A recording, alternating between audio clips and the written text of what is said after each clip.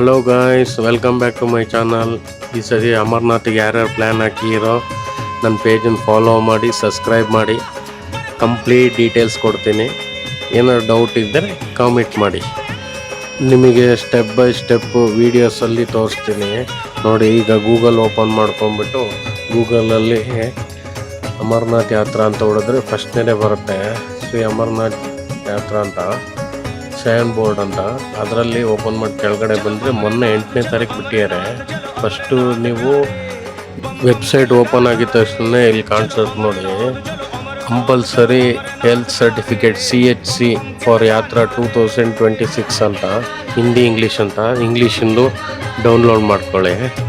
Download ಮಾಡ್ಕೊಂಡಿದ್ದ ತಕ್ಷಣ ಈ ಥರ ಬರುತ್ತೆ, ಫಾರ್ಮ್ ಬರುತ್ತೆ. ಈ ಫಾರ್ಮ್ ಫಿಲ್ ಮಾಡಿಬಿಟ್ಟು ಮೆಗನ್ ಹಾಸ್ಪಿಟ್ಲಿಗೆ ಹೋಗ್ಬಿಟ್ಟು ಕಂಪ್ಲೀಟ್ ಹೆಲ್ತ್ ಚೆಕಪ್ ಮಾಡ್ತಾರೆ.